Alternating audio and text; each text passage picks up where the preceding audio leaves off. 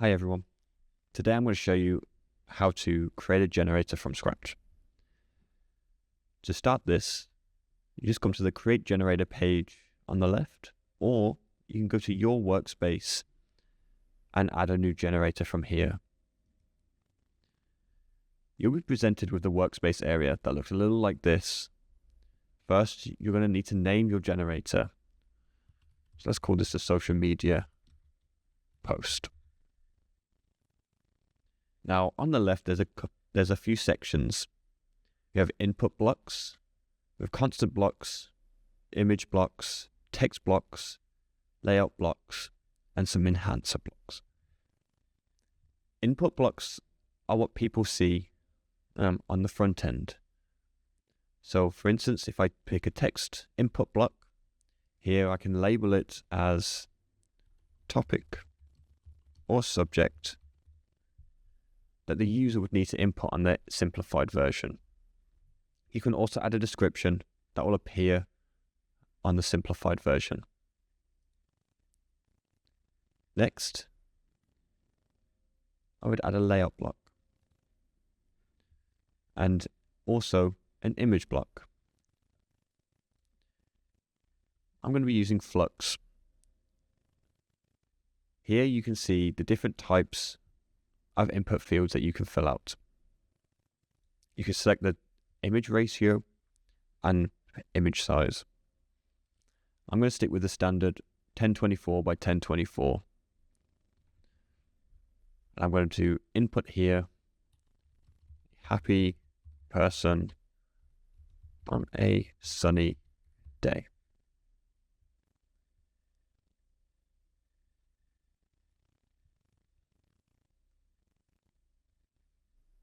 Next, I'm going to take the Claude block.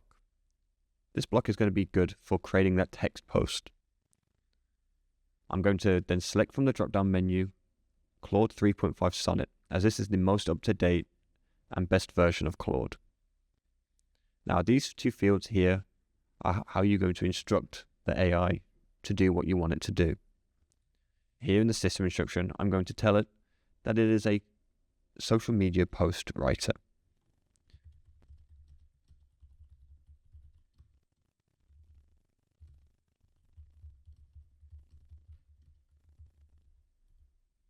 I'm also going to tell it the tone of voice, who it should target, and how generally the post should look.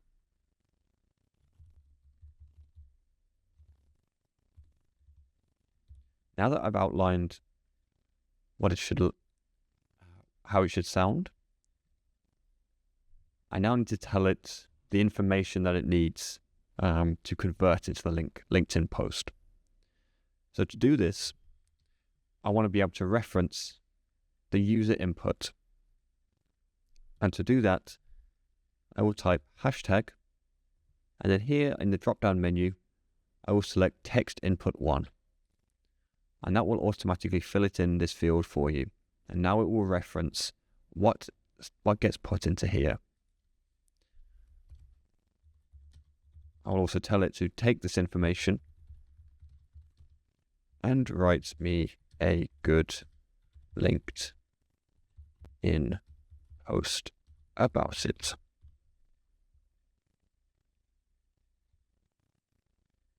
I will then need to set this as an output. So to do that, I'll click this little eye icon.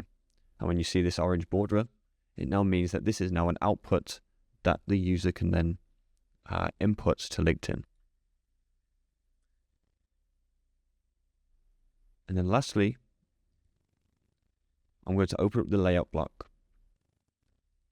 In here, this is where you can edit and set up the templates for your image.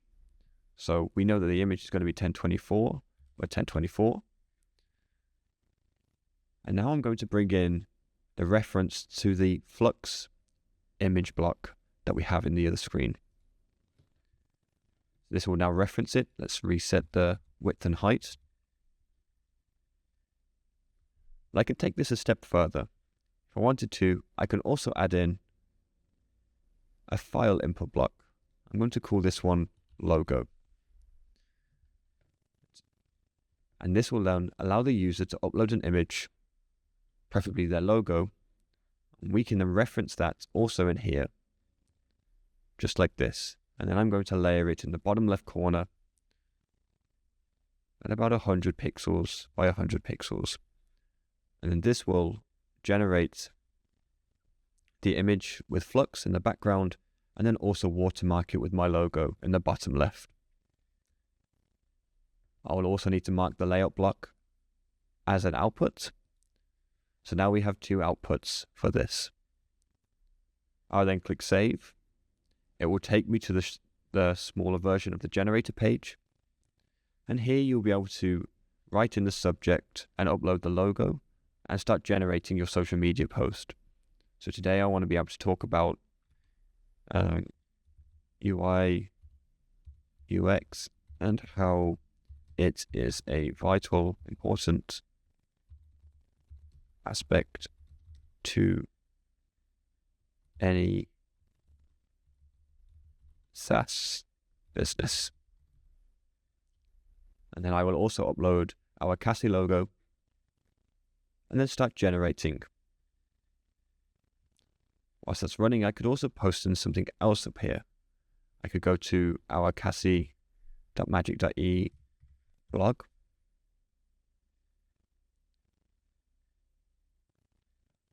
And then we're going to take one of our blogs from before. I'm just going to copy and paste the whole thing and also hit generate. Now that the generations are complete, you can see here the results. I can open up these results. I can check the text. I can also check the image. You can also take a look at the blog, and this is the result of that.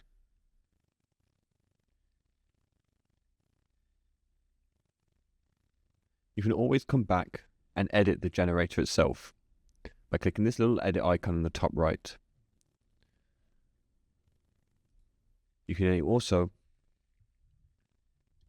update the image to however you want. Maybe you want it at night time.